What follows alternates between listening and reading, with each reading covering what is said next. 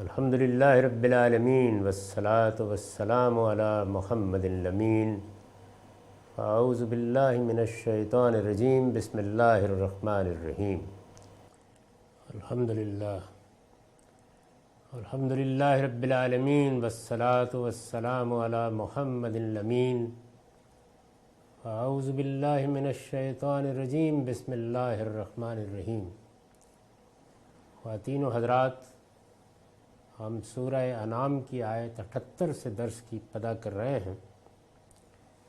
سیدنا ابراہیم علیہ السلام کا محاجہ زیر بحث ہے، یعنی انہوں نے اپنی قوم پر جو حجت تمام کی ہے، جس طرح سے استدلال کیا ہے، قرآن مجید نے اپنے خاص اسلوب میں اس کو نہایت ایجاز کے ساتھ بیان کیا ہے۔ اس میں پہلے دو مقدمات زیر بحث آ چکے ہیں، یعنی انہوں نے ایک دن تارا دیکھا اور اس پر کہیں چوپال میں لوگوں کے سامنے ایک تبصرہ کر دیا، پھر جب وہ ڈوب گیا تو ایک اور بات کہہ دی۔ یہی چاند کے معاملے میں ہوا۔ ان کی جتنی تاریخ ہم کو معلوم ہے اس سے واضح ہے کہ ان کی قوم انہی چیزوں کی پرستش کرتی تھی، یعنی چاند دیوتا کی، سورج دیوتا کی، اور اسی طرح سے تاروں کی پرستش کرتی تھی۔ اسی کو موضوع بنا کر ان کے عقیدے کی لغویت انہوں نے اپنے خاص انداز سے واضح کی۔ اس کے بعد پھر اگلا مرحلہ آ گیا، چنانچہ ارشاد فرمایا ہے فَلَمَّا رَأَى الشَّمْسَ بَازِغَةً قَالَ هَٰذَا رَبِّي هَٰذَا اکبر۔ پھر ایک دن جب سورج کو چمکتے دیکھا تو کہا یہ میرا رب ہے، یہ سب سے بڑا ہے۔ اب ظاہر ہے کہ جو بنائے استدلال ہے قوم کی کہ سورج یہ روشنی بکھیرنے والا دیوتا، یہ جس پر ساری دنیا کی زندگی کا انحصار ہے، تو اس کی عظمت کو انہوں نے ایسے ہی بیان کر دیا۔ مقصد یہ تھا کہ اب ان کی قوم پوری طرح اس جانب متوجہ ہو جائے۔ اس پر میں نے لکھا ہے، صاف واضح ہے کہ یہ بات انہوں نے طنز، تحقیر اور استہزاء کے طور پر کہی ہے، یعنی یہ جو باتوں کا اسلوب ہے یہ اقرار کا اسلوب نہیں ہے۔ یہ میرا رب ہے، یہ بہت بڑا ہے۔ تو بعض موقعوں کے اوپر ہم یہ جملے بولتے ہیں، اس سے مقصود کسی چیز کا اقرار کرنا نہیں ہوتا، بلکہ ہم مخاطب کو یہ بتانا چاہ رہے ہوتے ہیں کہ وہ کیسی لغت باتیں مانتا ہے۔ تو انہوں نے ان کے عقیدے میں جو چیز بنائے استدلال تھی، اس کی حقارت واضح کرنے کے لیے یہ اسلوب اختیار کیا۔ فرمایا فَلَمَّا أَفَلَتْ، جب وہ بھی ڈوب گیا تو پھر قَالَ يَا قَوْمِ إِنِّي بَرِيٌّ مِّمَّا تُشْرِكُونَ، تو اس نے اپنی قوم کو مخاطب کر کے کہا میری قوم کے لوگوں، میں ان سب سے بری ہوں جنہیں تم خدا کے شریک ٹھہراتے ہو۔ یعنی اب گویا بات اپنے منتہا تک پہنچ گئی۔ تو میں آپ کے سامنے البیان کا نوٹ رکھ رہا تھا کہ صاف واضح ہے کہ یہ بات انہوں نے طنز، تحقیر اور استہزاء کے طور پر کہی ہے۔ سیدنا ابراہیم علیہ السلام کا یہ خاص مزاج ہے۔ پیغمبروں کے بھی اپنے اپنے مزاج اور اپنے اپنے طریقے ہوتے ہیں، یعنی ایسا نہیں ہے کہ جن ہستیوں کو اللہ تعالیٰ نبوت کے منصب پر فائز کرتے ہیں وہ گویا کسی ایک سانچے میں ڈھلے ہوئے ہوتے ہیں۔ ان کی اپنی معاشرت، ان کی اپنی تہذیب، ان کا اپنا مزاج، ان کی اپنی شخصیت، یہ ان کی دعوت میں نمایاں ہوتی ہے۔ چنانچہ ہم جب سیدنا ابراہیم علیہ السلام کا ذکر قرآن میں پڑھتے ہیں تو ایک شخصیت سامنے آتی ہے، اس سے بالکل مختلف شخصیت سیدنا موسیٰ علیہ السلام کی ہے۔ یہی صورتحال ہم کو سیدنا مسیح علیہ السلام کے ہاں اور بھی مختلف طریقے سے نظر آتی ہے، اور یہی معاملہ رسالت مآب صلی اللہ علیہ وسلم کا بھی ہے۔ تو سیدنا ابراہیم علیہ السلام کا یہ خاص مزاج تھا دوسروں کو مشتعل کیے بغیر اپنی بات ان تک پہنچانے کے لیے توریہ، استدراج اور پاکیزہ ظرافت کے یہ انداز وہ بالعموم اختیار کرتے ہیں. یعنی یہ ان کا طریقہ ہے. وہ ان تمام چیزوں سے کام لیتے ہیں جو انسان کو جھنجھوڑ دیتی ہیں، اس طریقے سے متوجہ کرتی ہیں کہ وہ براہ راست اس چیز کا ہدف بھی نہ بنے اور اس کے عقیدے یا نظریے کی لغویت بھی اس پر واضح ہو جائے. تو اس کے لیے کبھی وہ توریہ کا طریقہ اختیار کرتے ہیں، جیسے یہاں بھی انہوں نے اختیار کیا ہے. یعنی استہزاء کے جملے، تحقیر کے جملے اس طرح بولے ہیں کہ مخاطب یہ خیال کرے کہ یہ تو گویا انہوں نے ہمارے عقائد کو مان لیا، لیکن اس سے مقصود یہ ہے کہ ان کے عقیدے کی لغویت بتدریج ان پر واضح کی جائے. استدراج یعنی درجہ بدرجہ مخاطب کو ایک جگہ لے جانا. تو یہاں بھی دیکھیے کہ انہوں نے بات تارے سے شروع کی، پھر چاند پر آئے، پھر اس کے بعد سورج دیوتا جو ان کے خیال میں دیوتا تھا اس پر تبصرہ کیا، اور اس میں ایک طرح کی ظرافت بھی محسوس ہوتی ہے. تو یہ انداز وہ بالعموم اختیار کرتے ہیں. چنانچہ یہی اسلوب اس جملے میں بھی ہے جو بتوں کو ٹکڑے ٹکڑے کرنے کے بعد انہوں نے اپنی قوم کی پوچھ گچھ کے جواب میں فرمایا ہے.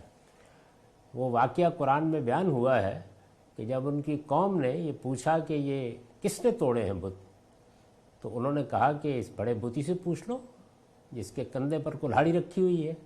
تو یہ بھی گویا اسی انداز کا جملہ ہے. استاذ امام لکھتے ہیں، انبیاء کے طریقہ کار اور خطاب و استدلال میں استدراج یعنی درجہ بدرجہ مخاطب کو ایک جگہ پہنچا دینا، مزاح، طنز، توریہ اور تدریج وغیرہ کے جو انداز کہیں کہیں پائے جاتے ہیں، یہ سب انسانی فطرت کے مقتضیات پر مبنی ہے. یعنی انسانی فطرت کوئی اسپاٹ چیز نہیں ہے.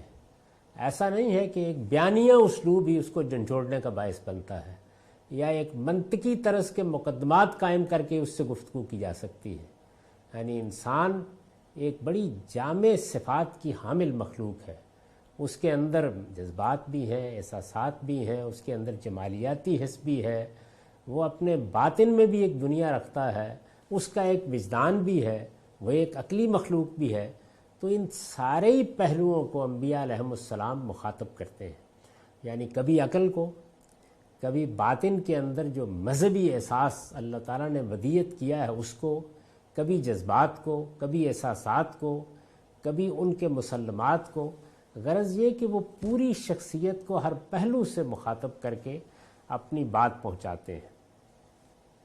انبیاء کے طریقہ کار اور خطاب و استدلال میں استدراج، مزاح، طنز، توریہ اور تدریج وغیرہ کے انداز جو کہیں کہیں پائے جاتے ہیں، یہ سب انسانی فطرت کے مقتضیات پر مبنی ہے. یعنی انسان ایسے ہی چیزوں کو سیکھتا ہے.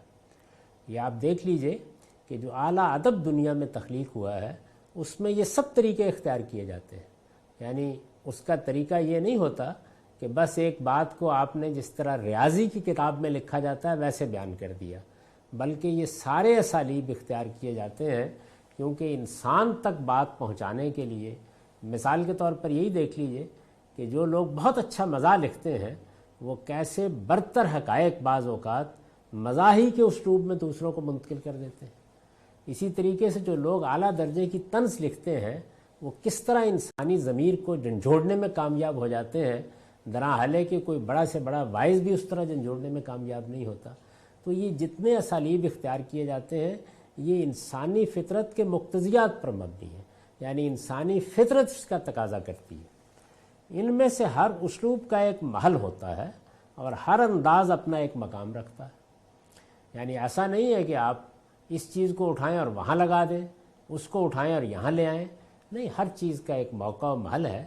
ایک بات ایک موقع کے اوپر تیر ہدف ہوتی ہے، دوسرے موقع پر بے معنی لگتی ہے. ہر موقع مزاح کا نہیں ہوتا، ہر موقع طنز کا نہیں ہوتا، ہر موقع ظرافت کا نہیں ہوتا.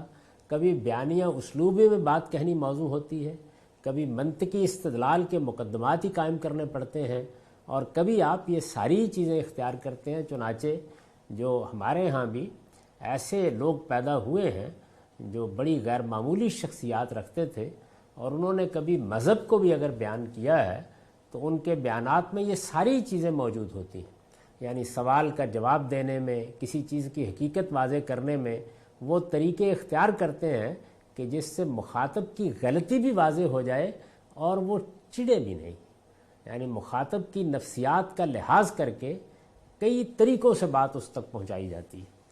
بسا اوقات ایک وقفہ جو بظاہر ٹھہراؤ ہوتا ہے سفر کی ہزاروں منزلیں طے کرا دیتا ہے، یعنی خاموشی اختیار کر لی، ایک بات پر تبصرہ نہیں کیا، تو یہ جو وقفہ سا آ جاتا ہے استدلال میں بات میں، یہ بعض اوقات سفر کی ہزاروں منزلیں طے کرا دیتا ہے، اور ایک دل آویز طنز جو بظاہر طنز ہوتا ہے ہزاروں حجتوں پر بھاری ہو جاتا ہے۔ تو اس وجہ سے چونکہ انسانی فطرت ایسے ہی چیزوں کو دیکھتی ہے، یعنی اس کے چیزوں کو دیکھنے کا انداز ہر موقع پر منطقی نہیں ہوتا، ہر موقع پر بیانیہ ہی نہیں ہوتا، اسی وجہ سے جو لکھنے والے ہیں اور اعلیٰ درجے کے لکھنے والے ہیں وہ بھی یہ سارے اسالیب استعمال کرتے ہیں۔ ہم اگر آج شیکسپیئر کو پڑھتے ہیں اور اس کو داد دیتے ہیں کہ حفظ اسرار کا فطرت کو ہے سودا ایسا، راز نہ پھر نہ کرے گی کوئی پیدا ایسا، یا غالب کو داد دیتے ہیں، یا اور بڑے بڑے شعراء کا ذکر کرتے ہیں، یا بعض ادیبوں اور بعض خطیبوں اور بعض مزاح نگاروں کی مثالیں دیتے ہیں، تو اس کی وجہ یہی ہوتی ہے کہ انہوں نے وہی حقائق جو عام طور پر سامنے کی چیز ہوتے ہیں، پیش پا افتادہ حقائق، ان کو ایسے اسلوب میں بیان کر دیا ہوتا ہے کہ آدمی اشش کر اٹھتا ہے۔ تو انبیاء علیہم السلام کے ہاں بھی انبیاء کی شخصیت کے لحاظ سے ظاہر ہے کہ نہ وہ مزاح نگار ہوتے ہیں، نہ وہ شاعر ہوتے ہیں، نہ وہ ادیب ہوتے ہیں، لیکن ادب کے بڑے اعلیٰ اسالیب ان کے ہاں ان کی اپنی دعوت اور ان کی اپنی شخصیت کے لحاظ سے ملتے ہیں۔ تو یہ بھی اسی طرح کا ایک موقع ہے جس میں سیدنا ابراہیم علیہ السلام نے اپنی قوم کے سامنے اپنی بات پیش کرنے کے لیے، یعنی وہ اگر اپنی بات سادہ انداز میں پیش کرتے، یوں کہتے کہ یہ تارا تم نے دیکھا ہے کبھی؟ یہ تو ڈوب جاتا ہے۔ یہ چاند دیکھا ہے؟ دیکھو وہ بھی غروب ہو جاتا ہے۔ یہ آفتاب دیکھا ہے؟ تم اس کو بڑا معبود سمجھتے ہو، اس کی کیا حیثیت ہے؟ تو یہ سب باتیں بھی کہی جا سکتی تھیں، لیکن انہوں نے اس کے لیے یہ انداز اختیار کیا اپنی قوم کے سامنے، اور آخر میں پھر وہ تبصرہ کیا کہ فلم عفلت قال یا قوم انی بریء مما تشرکون، لیکن جب وہ بھی ڈوب گیا تو اس نے اپنی قوم کو مخاطب کر کے کہا میری قوم کے لوگوں میں ان سب سے بری ہوں جنہیں تم خدا کے شریک ٹھہراتے ہو۔ اس کے بعد فرمایا انی وجہت وجہی للذی فطر السماوات والارض حنیفا وما انا من المشرکین، میں نے یکسو ہو کر اپنا رخ اس ہستی کی طرف کر لیا ہے جس نے زمین اور آسمانوں کو پیدا کیا ہے، اور میں ہرگز شرک کرنے والوں میں سے نہیں۔ یہ جو تعبیر ہے یہ بڑی ہی خوبصورت تعبیر ہے، وجہت وجہی للذی فطر السماوات والارض، میں نے یکسو ہو کر اپنا رخ اس ہستی کی طرف کر لیا ہے جس نے زمین اور آسمانوں کو پیدا کیا ہے۔ یہ وہ کلمہ ہے کہ جو ہم اپنی نمازوں کے شروع میں بھی کہتے ہیں۔ یہ کلمہ بڑا ہی بلیغ کلمہ ہے اور اسلام کی حقیقت کو نہایت خوبی کے ساتھ بیان کرتا ہے۔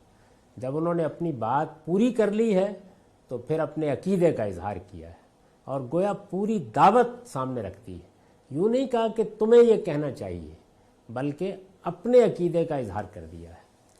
اس پر میں نے لکھا ہے وجہت وجہی للذی فطر السماوات والارض کے جو الفاظ آیت میں آئے ہیں ان میں للذی کا لام دلیل ہے کہ وجہتوں کا لفظ یہاں اسلمتوں کے مفہوم پر مشتمل ہے، یعنی وجہ یا توجیہ کے فعل کے ساتھ لام آ گیا ہے۔ تو عربی زبان میں اس طرح جب صلے تبدیل ہوتے ہیں تو اس سے معنی میں بھی بڑی بلاغت پیدا ہو جاتی ہے۔ تو یہاں یہ ہے کہ لام کے صلے نے آ کر یہ بتا دیا کہ جب یہ کہا کہ میں نے اپنا رخ کر لیا ہے تو اس کے اندر گویا اپنے آپ کو سپرد کر دینے کا اسلمتوں کا مفہوم بھی داخل ہو گیا ہے، اور اس پر یہ لام دلالت کر رہا ہے۔ عربی زبان کے طالب علموں کو ایسی چیزیں ملحوظ رکھنی چاہیے۔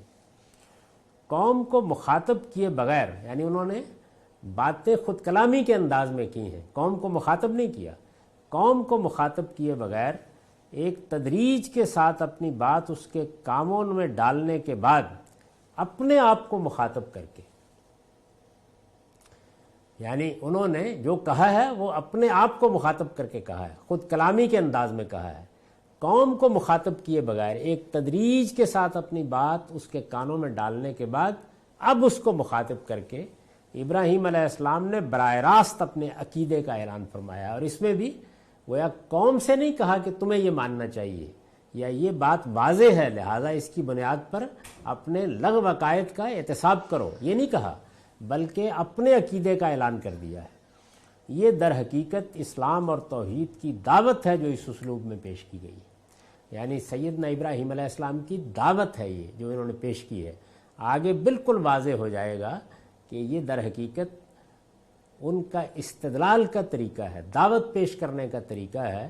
بہت غلط فہمی میں مبتلا ہوئے وہ لوگ جنہوں نے یہ خیال کیا کہ یہ گویا ان کا خود حقائق تک پہنچنے کا بیان ہے، یعنی وہ کس طریقے سے حقائق تک پہنچے، اور پھر اس کے بعد بہت سی روایتیں اور حقائقیں اس کے معاملے میں عام ہو گئی ہیں۔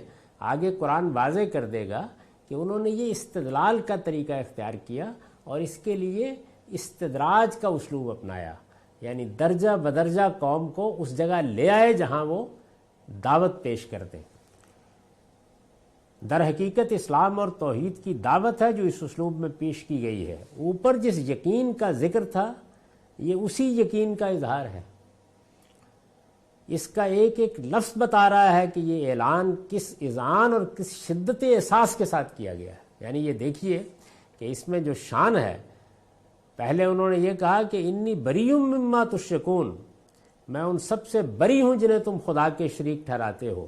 اس کے بعد فرمایا انی وجہت وجہی للذی فطر السماوات والارض حنیفا وما انا من المشرکین، میں نے یکسو ہو کر اپنا رخ اس ہستی کی طرف کر لیا ہے جس نے زمین اور آسمانوں کو پیدا کیا ہے، اور میں ہرگز شرک کرنے والوں میں سے نہیں ہوں۔ اس کا ایک ایک لفظ بتا رہا ہے کہ یہ اعلان کس اذعان اور کس شدت احساس کے ساتھ کیا گیا ہے۔ غروب آفتاب سے جب ان کے سب سے بڑے معبود کی حقیقت بھی واضح ہو گئی، یعنی ایک تدریج کے ساتھ وہ تارے سے چلے، اور جب غروب آفتاب سے ان کے سب سے بڑے معبود کی حقیقت بھی واضح ہو گئی تو یہی موقع تھا کہ یہ دعوت ان کے سامنے پیش کی جائے۔ یعنی جب وہ وہاں لے آئے مخاطبین کو تو اب انہوں نے گویا پوری بات کہہ دی۔ استاذ امام کے الفاظ میں جن کی خدائی کی دلیل ان کے وقتی کر و فر ہی سے اخذ کی گئی ہو، یعنی وقتی طور پر تو بعض انسان بھی تخت پر بیٹھ کر کہہ دیتے ہیں کہ انا ربکم الاعلی، میں مارتا اور میں جلاتا ہوں، جیسے نمرود نے کہہ دیا۔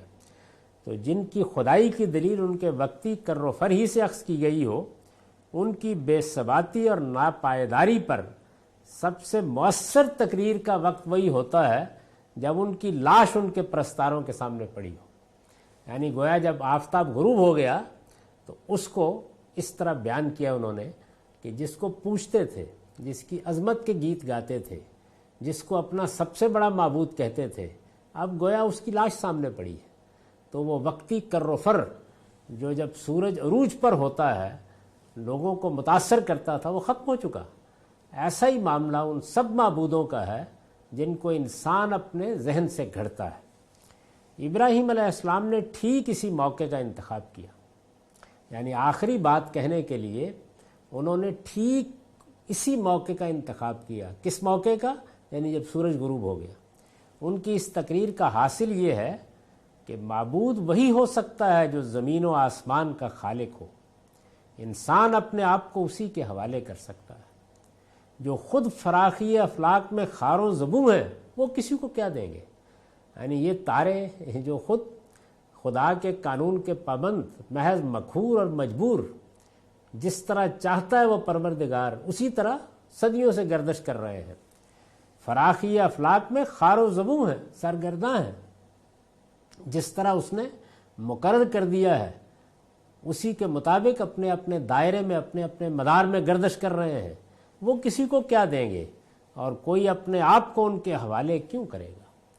اس لیے توحید پر ایمان کے ساتھ یہ اعلان بھی ضروری ہے کہ بندہ مومن ہر شرک سے بری ہے اور وہ کبھی مشرکین میں سے نہیں ہو سکتا۔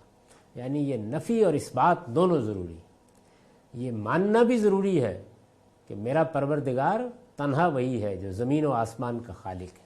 فطر السماوات والارض، جس نے زمین و آسمان کو بنایا ہے۔ اور یہ بات کہنا بھی ضروری ہے کہ میں اس کے ساتھ کسی کو شریک ٹھہرانے والوں میں سے نہیں۔ یہ دونوں باتیں ہیں جو مل کر اس عقیدے کا اظہار ہیں جس پر اسلام اور دین حق کی دعوت مبنی ہے۔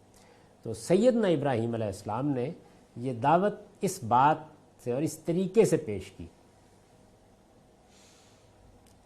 وَحَاجَّهُ قَوْمُهُ، اس کی قوم اس بات پر اس سے جھگڑنے لگی، یعنی اگرچہ انہوں نے بہت تدریج کا طریقہ اختیار کیا، وہ ایک جگہ تک اپنی قوم کو لائے، انہوں نے براہ راست بات نہیں کہی، لیکن بہرحال بات تو کہہ دی، آخر میں آ کے صاف صاف اعلان کر دیا کہ میں تو اسی ہستی کی طرف اپنا رخ کر کے یکسو ہوا ہوں جو زمین و آسمان کا خالق ہے، اور یہ جن کو تم معبود بنائے بیٹھے ہو یہ سب تو غروب ہو جانے والے ہیں، یہ فانی ہستیاں ہیں، ان کی کوئی حیثیت نہیں ہے۔ یہ تم تاروں کو اور یہ چاند کو اور سورج کو پوچھتے ہو، یہ تو اس پروردگار کی ادنا مخلوقات ہیں، اس کے قانون کی پابندی میں سرگرداں ہیں، فراخی افلاک میں خار و زبوں ہیں، ان کو معبود بناتے ہو۔ اس پر ظاہر ہے کہ رد عمل ہوا، وَحَاجَّهُ قَوْمُهُ، اس کی قوم اس بات پر اس سے جھگڑنے لگی، قَالَ تُحَاجُّونِي فِي اللَّهِ وَقَدْ هَدَانِ، اس نے جواب دیا کیا تم اللہ کے بارے میں مجھ سے جھگڑتے ہو درا حالے کہ اس نے میری رہنمائی فرمائی ہے۔ یعنی ظاہر ہے کہ اب یہ جو الفاظ ہیں یہ بتا رہے ہیں کہ میں نے یہ بات کس اعتماد کے ساتھ کہی ہے، میرے اذعان کے پیچھے کیا ہے، میرے یقین کے پیچھے کیا ہے۔ تو انہوں نے کہا کہ کیا تم اللہ کے بارے میں مجھ سے جھگڑتے ہو درا حالے کہ اس نے میری رہنمائی فرمائی ہے۔ اس پر البیان کا نوٹ ہے، یعنی اس اللہ کے بارے میں جھگڑتے ہو جسے تم بھی مانتے ہو کہ زمین و آسمان کا خالق ہے۔ بات کیا ہو رہی ہے؟ یہی بات ہو رہی ہے نا، میں کوئی اپنا معبود تو نہیں بنا کے لے آیا، یعنی یوں تو نہیں ہے کہ ایک معبود تمہارا تھا میں نے کسی اور کو پیش کر دیا۔ اللہ کے معاملے میں تو میرے اور تمہارے درمیان کوئی اختلاف نہیں ہے، تم بھی یہ مانتے ہو کہ زمین و آسمان کا خالق وہی ہے، میں بھی یہ مانتا ہوں۔ یہ انہوں نے اس لیے فرمایا کہ ان کی قوم خدا کی منکر نہ تھی، یعنی مخاطبین کے لحاظ ہی سے ظاہر بات کی جائے گی تو ان کی قوم خدا کی منکر نہ تھی، بلکہ اس دور کی تمام دوسری قوموں کی طرح اس کے شریک ٹھہراتی تھی۔ یعنی انبیاء علیہ السلام کا جو زمانہ ہے اس میں بہت کم لوگ تھے کہ جو الہات تک پہنچے ہوئے تھے، اگرچہ معلوم ہوتا ہے کہ لوگ رہے ہیں ہمیشہ لیکن بہت کم۔ اس وقت مشرکانہ تہذیب کا غلبہ تھا، دنیا کی تمام بڑی بڑی سلطنتیں، تمام بڑے بڑے ممالک، تمام بڑی بڑی قومیں، تمام بڑی بڑی تہذیبیں وہ مشرکانہ تہذیبیں تھیں، ان کی بنیاد شرکی پر تھی۔ ان کی قوم بھی یعنی سیدنا ابراہیم علیہ السلام کی قوم بھی خدا کے شریک ٹھہراتی تھی، وہ خدا کی منکر نہیں تھی۔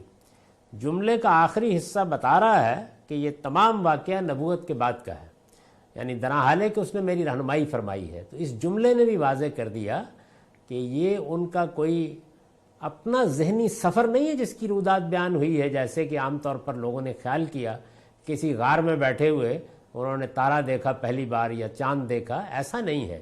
یعنی انہوں نے نبوت کے بعد اپنی قوم کے سامنے اپنی دعوت پیش کرنے کے لیے یہ طریقہ اختیار کیا۔ اس کے بعد انہوں نے فرمایا وَلَا أَخَافُ مَا تُشْرِكُونَ بِهِ إِلَّا أَن يَشَاءَ رَبِّي شَيْئًا، میں ان سے نہیں ڈرتا جنہیں تم اس کا شریک ٹھہراتے ہو۔ یہ بھی ایک خاص بات ہے جس کی طرف انہوں نے اشارہ کیا ہے، یعنی جب شرک کی تردید کی جائے، جب مشرکانہ عقائد پر ضرب لگائی جائے تو چونکہ یہ وہم سے پیدا ہوئے ہوتے ہیں، خوف کی نفسیات سے پیدا ہوتے ہیں، تو بالعموم بہت ڈرایا جاتا ہے۔ اس سے معلوم ہوتا ہے کہ دلیل کا جواب دلیل سے دینے کی بجائے ان کی قوم نے اپنے اوہام سے انہیں ڈرانا شروع کر دیا۔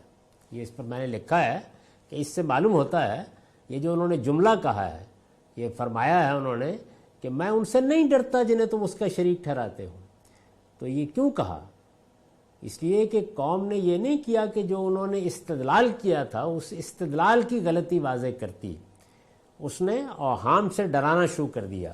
ابراہیم علیہ السلام کی طرف سے یہ انہی ڈراووں کا جواب ہے۔ یہ ڈراوے کیا ہو سکتے تھے؟ استاذ امام امین احسن اصلاحی نے وضاحت فرمائی ہے، وہ لکھتے ہیں شرک کی بنیاد چونکہ تمام تر خوف اور وہم پرستانہ اندیشوں پر ہوتی ہے، یعنی اللہ پر ایمان کی بنیاد تو یہ ہے کہ جب ہم کائنات کا مطالعہ کرتے ہیں، اپنے آپ کو دیکھتے ہیں، اپنے وجود کو دیکھتے ہیں، تو عقل چاہتی ہے کہ وہ اس سب کچھ کی توجیہ کرے، تو ہم یہ کہنے پہ مجبور ہو جاتے ہیں کہ یہ علم، یہ حکمت، یہ ریاضی، یہ کلیدس، یہ کسی غیر معمولی ہستی کے بغیر نہیں ہو سکتا۔ یعنی میں نے کئی مرتبہ یہ کہا ہے کہ جب آپ کائنات پر اپنے آپ غور کرتے ہیں تو اس کا تو کوئی سوال ہی نہیں ہے کہ کوئی عاقل خدا کا انکار کر دے۔ البتہ ہوتا کیا ہے، بعض لوگ کائنات کو خدا مان لیتے ہیں اور ہم یہ کہتے ہیں کہ کائنات کا خدا ہے، یعنی خدا کو تو سبھی مان رہے ہیں، جب وہ یہ کہتے ہیں کہ کائنات خدا ہے تو لفظ تو یہ استعمال نہیں کر رہے ہوتے، لیکن اصل میں کیا کہہ رہے ہوتے ہیں کہ یہ کائنات آپ سے آپ ہے، اس کے اندر علم ہے، اس کے اندر حکمت ہے، اس کے اندر ایک غیر معمولی انٹیلیجنٹ ڈیزائن ہے، یہ ساری باتیں کہہ رہے ہوتے ہیں۔ پھر یہ کہ یہ ایک خاص رخ پر بہتی ہوئی چلی جا رہی ہے، اس کی ایک ابتدا ہے، یہ کس کی انتہا بھی نظر آ رہی ہے، تو اس کے کیا معنی ہے کہ وہ تمام صفات جو ہم اللہ رب العزت کے لیے مانتے ہیں وہ کائنات کے لیے مان لی گئی ہیں، یعنی محض یہ لفظ استعمال کر کے کہ یہ آپ سے آپ ہو رہا ہے، وہاں بھی یہی کہا جاتا ہے کہ وہ آپ سے آپ ہے، وہ ازل سے ہے، وہ اول ہے، وہ آخر ہے۔ بالکل یہی اسالیب اس کائنات کے بارے میں اختیار کر لیے جاتے ہیں، لیکن وہ لوگ کہ جو شرک اختیار کرتے ہیں، یہ تو ہے استدلال، توحید کا معاملہ کسی وہم پر مبنی نہیں ہے، وہ کائنات کی توجیہ کی سب سے بہترین صورت ہے کہ اس کائنات کا ایک ہی پروردگار ہونا چاہیے اور وہ ہے، لیکن شرک چونکہ تمام تر خوف اور وہم پرستانہ اندیشوں پر مبنی ہوتا ہے، شرک کی بنیاد یہی ہے۔ اس وجہ سے قوم کے لوگوں نے طرح طرح سے ان کو ڈرانا دھمکانا شروع کر دیا کہ معبودوں سے نفرت و بغاوت کا اعلان کرتے ہو، یعنی کیسے ڈرایا جاتا ہے، معبودوں سے نفرت و بغاوت کا اعلان کرتے ہو تو ان کی پکڑ میں آ جاؤ گے، اندھے ہو جاؤ گے، اپاہج ہو جاؤ گے، تم پر بجلی گرے گی، بری موت مرو گے۔ تو یہ کبھی اگر آپ کو موقع ملا ہو کہ جو لوگ اس طرح کے مشرکانہ توہمات میں مبتلا ہوتے ہیں انہیں توحید کی دعوت دی جائے یا ان کے توہمات پر متنبہ کیا جائے تو بالکل اسی طریقے سے وہ اپنے مخاطب سے یہ کہتے ہیں کیا کر رہے ہو، یعنی ان کے بارے میں تمہیں معلوم نہیں ہے اس کا نتیجہ کیا ہوتا ہے۔ تو سیدنا ابراہیم علیہ السلام نے یہ کہا کہ میں ان سے نہیں ڈرتا جنہیں تم اس کا شریک ٹھہراتے ہو، وَلَا أَخَافُ مَا تُشْرِكُونَ بِهِ إِلَّا أَن يَشَاءَ رَبِّي شَيْئًا، ہاں اگر میرا پروردگار ہی کچھ چاہے۔ یہ جو انہوں نے فرمایا تو یہ استثناء کیا ہے، اس پر میں نے لکھا ہے یہ استثناء تفویض اللہ کے لیے ہے، یعنی مطلب یہ ہے کہ توحید پر ایمان کے بعد بھی آدمی کو اپنے بلبوتے پر کوئی بات نہیں کہنی چاہیے بلکہ اپنے رب کے سپرد معاملہ کر دینا چاہیے۔ مطلب یہ ہے کہ جو کچھ کہہ رہا ہوں خدا کے اعتماد پر کہہ رہا ہوں، میرا ارادہ چاہے جتنا پاک اور عزم جتنا سچا ہو، اس کی تکمیل اگر ہو سکتی ہے تو اسی پروردگار کی توفیق سے ہو سکتی ہے۔ ایک سچا مومن ہمیشہ اسی مقام پر کھڑے ہو کر دعوت پیش کرتا ہے۔ ہر راستے کی اپنی آزمائشیں ہیں اور بندہ مومن ان آزمائشوں میں اس کی مدد اور توفیق کے بغیر کسی طرح پورا نہیں اتر سکتا۔ یعنی ہو سکتا ہے کہ کوئی ایسی آزمائش آ جائے، کوئی ایسی تکلیف آ جائے جو اللہ تعالیٰ کسی خاص مقصد کے تحت بندے پر نازل کرے اور وہ لوگ اسی کو موضوع بنا لیں اور یہ کہیں کہ دیکھا ہم نے تمہیں کہا تھا نا یہ ہو جائے گا، تو پھر ہو گیا۔ تو اس وجہ سے انہوں نے فرمایا کہ میرا رب کچھ چاہے تو یہ الگ بات ہے، ورنہ میں اپنے اندر کوئی خوف ان سے محسوس نہیں کرتا، اس لیے کہ میں جانتا ہوں کہ یہ بالکل بے معنی ہے، ان کی کوئی حقیقت نہیں۔ وسع ربی کل شیء علما، میرے پروردگار کا علم ہر چیز کا احاطہ کیے ہوئے، یعنی میں اگر یہاں کھڑا ہوں تو وہ جانتا ہے، میں جو کچھ کہہ رہا ہوں اس سے واقف ہے، میں نے جو بات تمہارے سامنے رکھی ہے اس کے نتائج و عواقب کیا ہو سکتے ہیں وہ اس سے بے خبر نہیں ہے، ہر چیز وہ جانتا ہے۔ تو یہ جو فرمایا کہ میرے پروردگار کا علم ہر چیز کا احاطہ کیے ہوا ہے، تو یہ کیوں فرمایا؟ اس پر میں نے لکھا ہے اس لیے مجھے یہ اندیشہ بھی نہیں ہے کہ اس کی لا علمی میں کوئی مجھے نقصان پہنچا دے گا، یعنی یوں نہیں ہے کہ ایسا ہوگا کہ تمہارے ہاں سے کوئی نقصان مجھے پہنچنا ہے تو میرے پروردگار کو خبر ہی نہیں ہوگی، نہیں، اگر کچھ ہوگا تو اس کے علم میں ہوگا، اس کی مشیت اجازت دے گی تو ہوگا، اس کی حکمت پیش نظر ہوگی تو ہوگا۔ تو اس وجہ سے میرا پورا اعتماد اپنے پروردگار پر ہے، وہ میری حفاظت فرمائے گا، میں ان چیزوں سے بالکل نہیں ڈرتا۔ افلا تتذکرون، پھر کیا تم دھیان نہیں کرتے؟ یعنی ایک طرف میں ہوں کہ میں بھی تمہارے ہی جیسا انسان ہوں، اور تمہیں کھڑے ہو کر یہ دلیل اور عقل کی بنیاد پر دعوت دے رہا ہوں، اور ایک طرف تم ہو، یہ کیا بات کر رہے ہو؟ وَكَيْفَ أَخَافُ مَا أَشْرَكْتُمْ وَلَا تَخَافُونَ أَنَّكُمْ أَشْرَكْتُمْ بِاللَّهِ مَا لَمْ يُنَزِّلْ بِهِ عَلَيْكُمْ سُلْطَانًا۔ یہ دیکھیے کیا بات کہی ہے، میں ان چیزوں سے کیسے ڈروں جنہیں تم شریک ٹھہراتے ہو، جبکہ تمہارا حال یہ ہے کہ تم اس بات سے نہیں ڈرتے کہ تم نے ان چیزوں کو اللہ کا شریک بنا رکھا ہے جن کے حق میں اس نے تم پر کوئی سند نازل نہیں کی ہے۔ یعنی ڈرنا تو تمہیں چاہیے کہ تم اس زمین پر کھڑے ہو، اس خداوند کی مخلوق ہو، کائنات کا پروردگار وہ ہے، زمین و آسمان اس نے بنائے ہیں، رزق تمہیں وہ دیتا ہے، کائنات اس کی مٹھی میں ہے، یہ زندگی اس کی عطا کرتا ہے، یہ علم اور شعور اس کا عطا کرتا ہے، اس کے مقابل میں شریک بناتے ہو، اور وہ بھی کسی دلیل کی بنیاد پر نہیں۔ یہ نہیں کہ خدا نے کوئی سند نازل کی ہے، اپنی طرف سے اپنے توہمات کو نام دے دیتے ہو۔ تو ڈرنا تو تمہیں چاہیے، میں کیوں ڈروں گا؟ وَكَيْفَ أَخَافُ مَا أَشْرَكْتُمْ وَلَا تَخَافُونَ أَنَّكُمْ أَشْرَكْتُمْ بِاللَّهِ مَا لَمْ يُنَزِّلْ بِهِ عَلَيْكُمْ سُلْطَانًا۔ میں ان چیزوں سے کیسے ڈروں جنہیں تم شریک ٹھہراتے ہو، جبکہ تمہارا حال یہ ہے کہ تم اس بات سے نہیں ڈرتے کہ تم نے ان چیزوں کو اللہ کا شریک بنا رکھا ہے جن کے حق میں اس نے تم پر کوئی سند نازل نہیں کی ہے۔ اس پر البیان کا نوٹ ہے، یعنی خدا کے غضب اور اس کے قہر سے ڈرنا تو تمہیں چاہیے کہ اس کی سند کے بغیر اس کے شریک ٹھہراتے اور اس پر جھوٹ باندھتے ہو۔ خوف تمہیں آنا چاہیے، تمہیں ڈرنا چاہیے، تمہیں سوچنا چاہیے۔ تم دھیان کیوں نہیں کرتے؟ مجھے کہہ رہے ہو کہ میں تمہارے مشرکانہ توہمات کی تردید نہ کروں، میں تمہارے ان شریکوں کو کچھ نہیں کہوں، میں تمہارے ان معبودوں کی تقلید نہیں کروں، اس لیے کہ تمہارا خیال ہے کہ ان کی وجہ سے مجھ پر کوئی افتاد آ جائے گی۔ تو افتاد یہ کیا نازل کریں گے؟ یہ تو تمہارے توہمات ہیں۔ میرا پروردگار تو زمین و آسمان کا خالق ہے، اور تم بھی مانتے ہو کہ زمین و آسمان کا خالق ہے، تو ڈرنا تمہیں چاہیے۔ یہ انہوں نے ان ڈراموں کا نہایت اعلیٰ جواب دیا ہے۔ ڈرنا تمہیں چاہیے کہ تم نے جھوٹ گھڑ کے اپنی طرف سے ان ہستیوں کو اپنے تصور کے مطابق خدا کا شریک بنا دیا ہے جس کے لیے خدا نے کوئی سند نازل نہیں کی۔ فرمایا فَأَيُّ الْفَرِيقَيْنِ أَحَقُّ بِالْأَمْنِ، سو بتاؤ کہ ہم دونوں فریقوں میں سے کون امن و اطمینان کا زیادہ مستحق ہے؟ یعنی مجھے ڈرا رہے ہو؟ امن و اطمینان تو اس کو ہونا چاہیے جو تنہا ایک خدا پر ایمان رکھتا ہے، اس کو ہونا چاہیے جس نے خدا پر کوئی جھوٹ نہیں باندھا، اس کو ہونا چاہیے جس نے اپنے آپ کو توہمات کا اسیر نہیں کیا۔ امن و اطمینان کا حقدار اگر کوئی ہے تو وہ ہے، نہ کہ تم ہو۔ سو بتاؤ کہ ہم دونوں فریقوں میں سے کون امن و اطمینان کا زیادہ مستحق ہے؟ ان کنتم تعلمون، اگر تم جانتے ہو۔ الذین آمنوا ولم یلبسوا ایمانہم بظلم اولئک لہم الامن وہم مہتدون۔ حقیقت یہ ہے کہ امن و اطمینان تو انہی کے لیے ہے جو ایمان لائے اور انہوں نے اپنے ایمان کو ظلم سے آلودہ نہیں کیا، اور وہی راستہ پانے والے ہیں۔ یہ جو لفظ ظلم ہے، اس سے مراد میں نے لکھا ہے وہی شرک ہے جس میں ابراہیم علیہ السلام کی قوم مبتلا تھی۔ ظلم کا لفظ قرآن مجید میں دو پہلوؤں سے آتا ہے، یعنی ظلم لنفس ہی، ظلم لغیرہ ہی۔ ایک یہ کہ آدمی اپنی جان پر ظلم ڈھائے، یہ شرک کی تعبیر ہے۔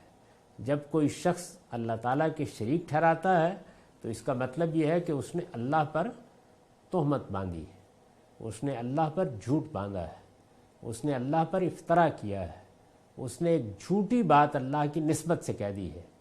کسی کو اللہ کے شریک ٹھہرانے کے لیے اللہ کی سند چاہیے، جب اس کے بغیر، اور یہ دیکھیے کہ جب کوئی شخص یہ کہتا ہے تو بالعموم دیکھا ہوگا کہ اس کے لیے اس کے پاس ادھر ادھر کی باتوں کے سوا کوئی چیز نہیں ہوتی۔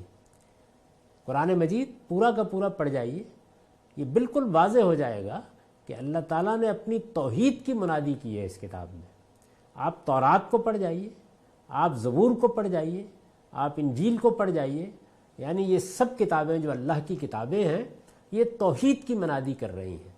لیکن انسان کیا کرتا ہے، وہ اپنی طرف سے اپنے توہمات کی بنیاد پر کسی کی جانب کوئی اختیارات منسوب کر دیتا ہے، کسی کی جانب نفع و ضرر اور اس کی کچھ داستانیں منسوب کر دیتا ہے، کسی کو اپنی طرف سے کوئی بڑا مقام دے دیتا ہے، اور پھر اللہ تعالیٰ پر تہمت باندھتا ہے کہ یہ اللہ نے کر رکھا ہوا ہے، یہ حیثیت اللہ نے دے رکھی ہوئی ہے، درحال ہے کہ اللہ نے جس کو جو حیثیت دی ہے وہ اپنی کتابوں میں بڑی وضاحت کے ساتھ بیان کر دی ہے۔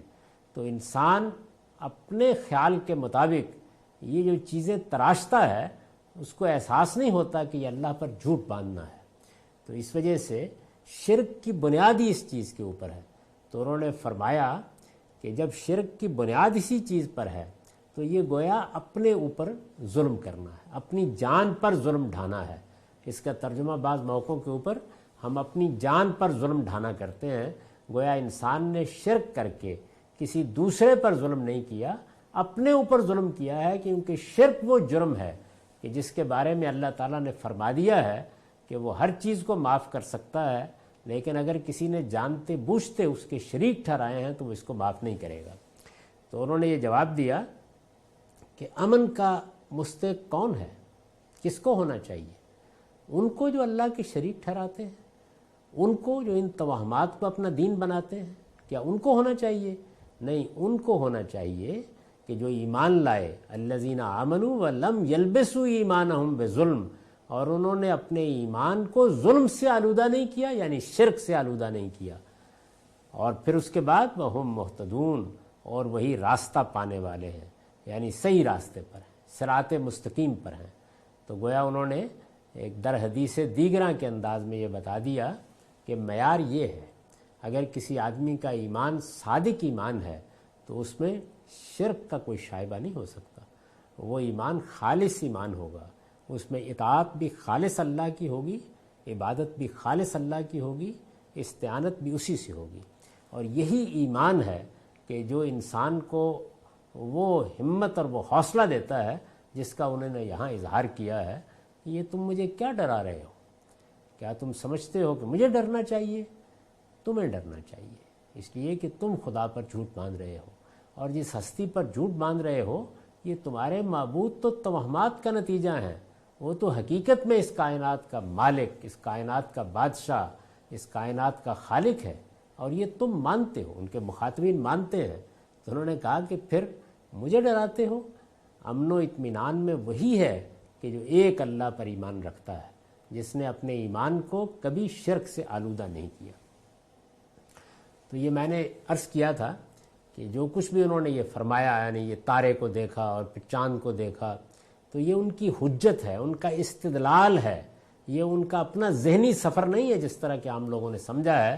تو اب دیکھیے قرآن مجید اس سارے واقعے کو بیان کرنے کے بعد، یہ ان کی پوری تقریر نقل کر کے جو انہوں نے آفتاب کے غروب ہونے کے بعد کی ہے، اور جب ان کی قوم کا رد عمل سامنے آیا تو اس کا جواب دیا ہے، اس کے بعد کہتا ہے وَتِلْكَ حُجَّتُنَا آتَيْنَاهَا إِبْرَاهِيمَ عَلَىٰ قَوْمِهِ، یہ تھی ہماری وہ حجت، یعنی یہ وہ استدلال تھا، یہ تھی ہماری وہ حجت جو ہم نے ابراہیم کو عطا فرمائی کہ اپنی قوم پر قائم کرے، یعنی اپنی قوم پر حجت تمام کرنے کے لیے ہم نے یہ استدلال کا طریقہ اس کو سجھایا۔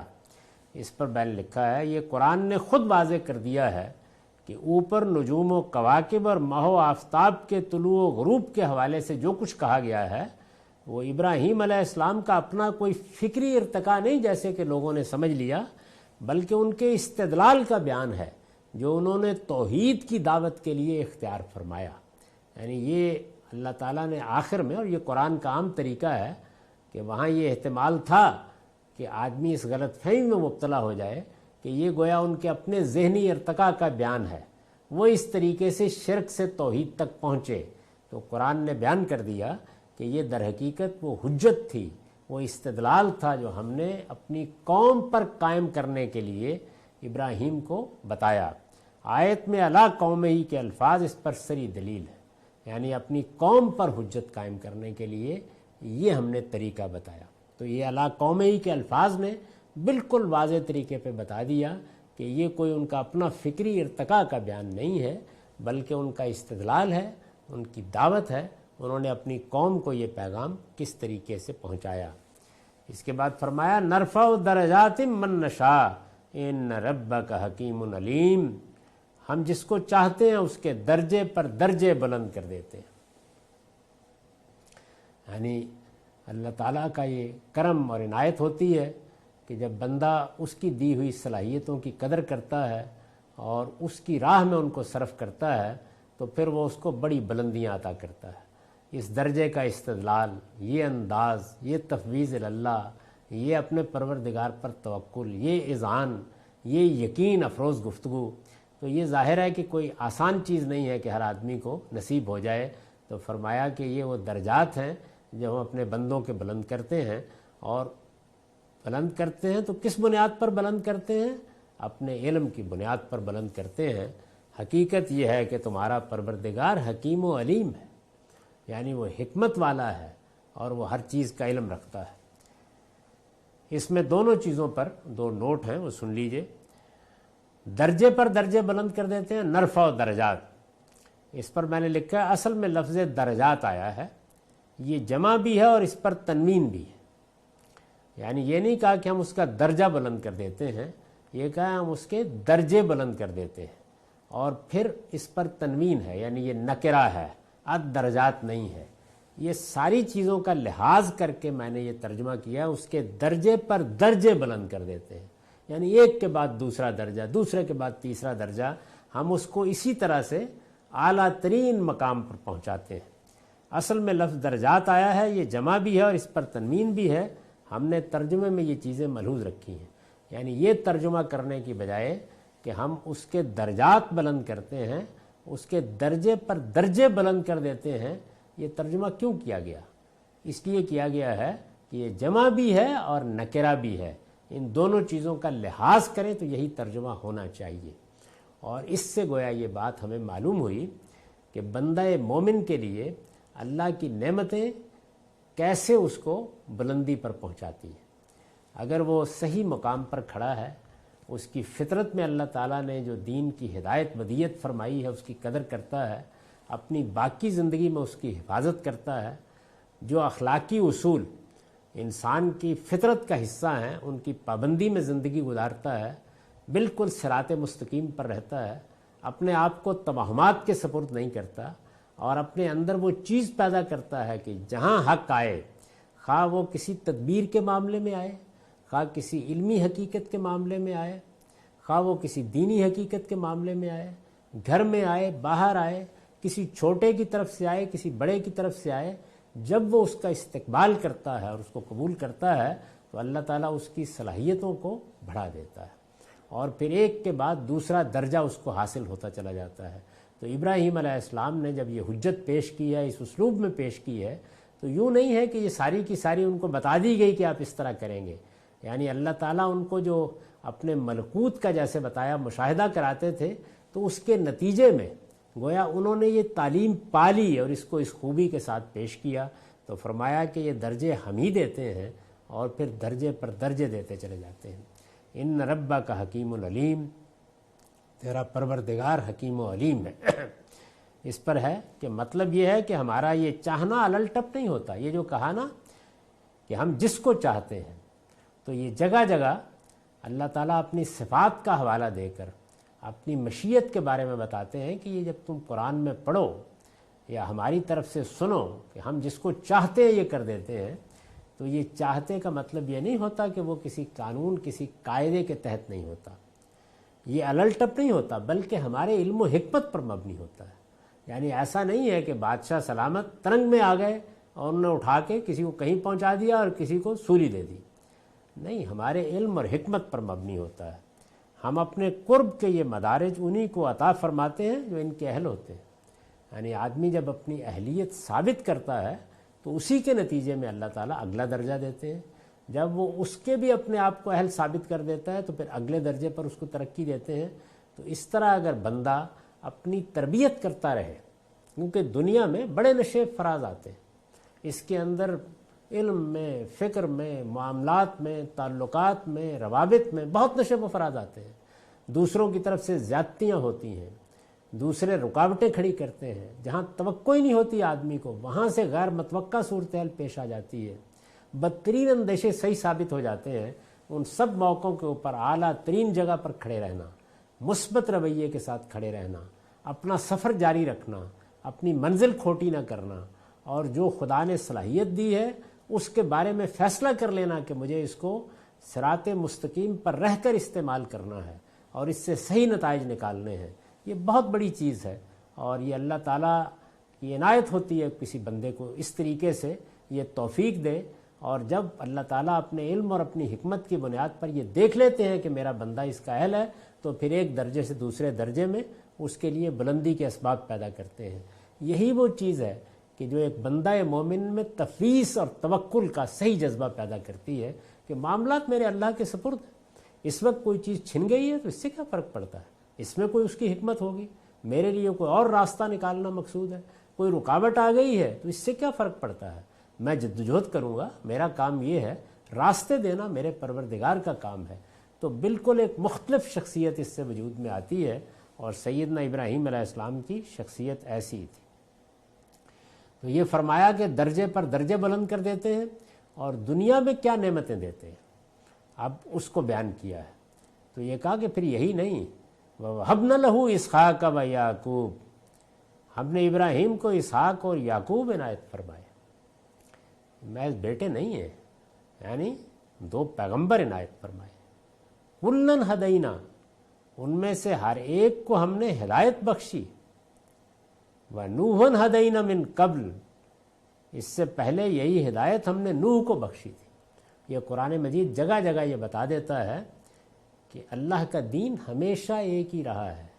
اللہ کے دین کا نام سیدنا آدم علیہ السلام سے لے کے محمد الرسول اللہ صلی اللہ علیہ وسلم تک اسلامی ہے. اللہ تعالیٰ نے کبھی دو دین نہیں بھیجے. اس نے جو ہدایت نوح کو دی تھی وہی ابراہیم کو دی ہے، جو ہدایت ابراہیم کو دی ہے وہی موسیٰ و عیسیٰ کو دی ہے، اور وہی محمد الرسول اللہ کو دی ہے. اللہ ان سب پر اپنے عنایتیں فرمائے اور رحمتیں نازل کرے.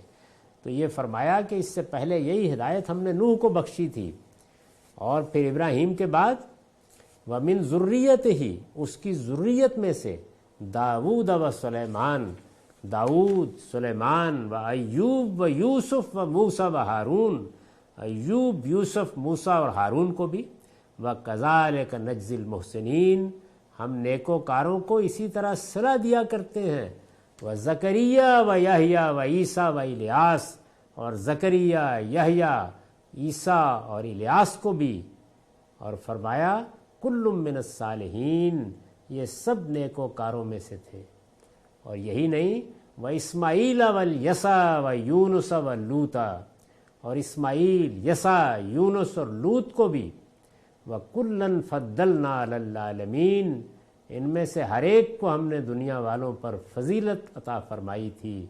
وَمِنْ آبائِهِمْ وَذُرِّيَّاتِهِمْ وَإِخْوَانِهِمْ، نیز ان کے آباء و اجداد، ان کی اولاد اور ان کے بھائی بندوں کو بھی ہم نے اپنے ہدایت سے نوازا تھا.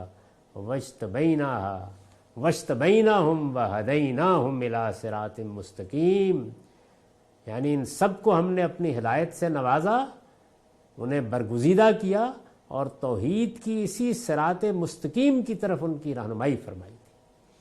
تو یہ بتایا کہ ابراہیم کو ہم نے یہ دولت عطا فرمائی، یعنی ایک عظیم روایت قائم کر دی، اس کی نسل میں نبوت کو خاص کر دیا، اور ایک لمبے عرصے تک پھر یہی معاملہ رہا.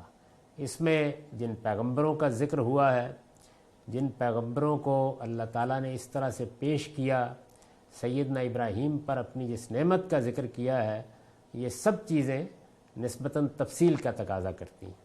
یعنی اس میں در حقیقت جو چیز بتانی مقصود ہے اور جس پر ہم گفتگو کریں گے وہ یہ ہے کہ اللہ تعالیٰ کی نبوت کی جو اسکیم ہے اس کا ایک حصہ وہ ہے جس کا حوالہ یہاں حضرت نوح کا ذکر کر کے دیا ہے، یعنی ان کے بعد جو روایت قائم ہوئی اس میں مختلف قوموں کی طرف اللہ تعالیٰ نے اپنے رسول بھیجے، لیکن سیدنا ابراہیم علیہ السلام کے بعد یہ نعمت ان کی اولاد میں خاص کر دی گئی، اور پھر ایک لمبے عرصے تک یہ انہی کی اولاد ہے کہ جس کو بحیثیت قوم پوری دنیا کی ہدایت کے لیے منتخب کیا گیا۔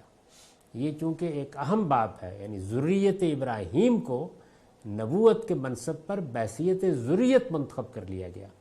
یہی چیز ہے جس کو سورہ آل عمران میں بیان کیا ہے کہ ان اللہ اصطفیٰ آدم و نوح و آل ابراہیم و آل عمران علی العالمین، یعنی پہلے آدم اور نوح انفرادی حیثیت سے اللہ کے پیغمبر، اور پھر آل ابراہیم اور آل عمران، تو گویا پھر اس کے بعد یہ سیدنا ابراہیم علیہ السلام کی ذریت کا منصب ہے۔ تو اس کو ہم اس کے بعد والی نشست میں انشاءاللہ دیکھیں گے۔ اقول قولی ھذا واستغفر اللہ لی ولکم ولسائر